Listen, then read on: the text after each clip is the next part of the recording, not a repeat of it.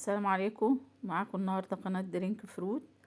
هنقدم لأول مرة بيشوفنا اشتراك للقناة ولايك للفيديو وفعلوا زر الجرس عشان يوصلكوا كل جديد ان شاء الله. هنقدم لكم النهارده طريقة عمل الملبن بالفواكه بطريقة سهلة وجميلة. معانا المقادير بتاعتنا: كوباية كيوي عصير متصفية، عليها نص كوباية سكر وربع كوباية نشا، وطبعا كل ده على البارد. هندوبهم كويس لحد لما يدوبوا خالص. نبتدي نشغل عليهم النار لما يدوبوا خالص وما يبقى لهمش يعني اي اثر للنشا ولا للسكر، بحيث ان هو يبقى شبه العصير اللي هو العصير الاولاني اللي احنا حطيناه الكوبايه الاولانيه خالص بتاعه الكيوي. طبعا الجيلي ده جميل قوي، حلو خالص بالنسبة للولاد صغيرين، كأنهم بياكلوا جيلي كولا كده. هو شكل الجيلي كولا يعني في طعمه وملمسه وطريقته. بس احنا طبعا بنعمله في البيت بقى بطريقة أرخص وأوفر. طبعا عشان برضو احنا لو حابين نعمل لهم حاجة برضو نظيفة وفي نفس الوقت سهلة يعني. طبعا هنبتدي نلف لحد لما يجي يعمل معانا، يلف معانا ويتخن كده. هنحط له قطعة زبدة. قطعة الزبدة ديت هنبتدي برضو واحنا مشغلين على النار لحد لما تسيح خالص. هنحس ان الجيلي بتاع الفواكه دوت ساب خالص من الطاسة او الحلة اللي احنا بنعمل فيها. نبتدي نجيب كيس تلاجة ندهنه زيت خفيف ونحطه مثلا في علبة او لوحده مفيش مشكلة، ونحط فيه الجيلي بتاع الفواكه بتاعنا ده، بحيث ان هو يبقى شكله شكل مربع يعني. وطبعا لو في كيس عادي من بتوع التلاجة ونحطه فيه عادي مفيش مشكلة، بس اهم حاجة يكون مدهون زيت.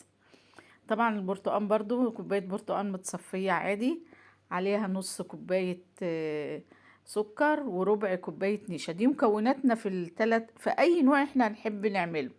اي نوع نحب نعمله هما الثلاث مكونات دول: كوباية العصير معاها نص كوباية سكر معاها ربع نشا. طبعا هنقلب جامد لحد لما يبتدي يتقل برضو.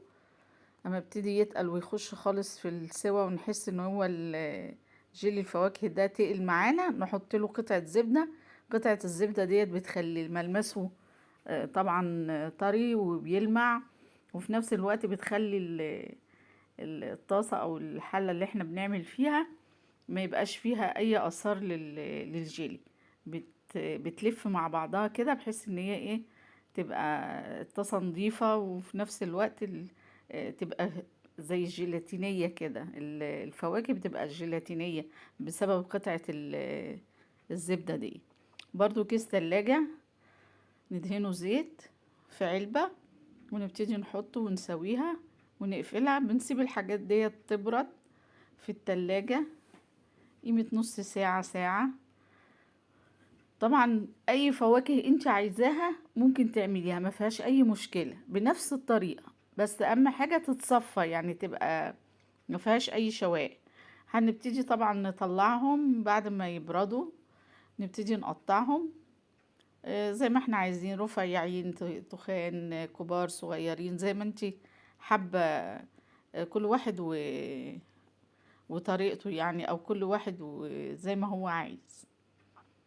هنبتدي نقطعها صوابع كده وبعدين نقطعها حتت مكعبات صغيرة، بحيث ان ايه الطفل يعني لما ياخد واحدة كده يروح واكلها مرة واحدة، زي ما بياكلوا الجيلي كده.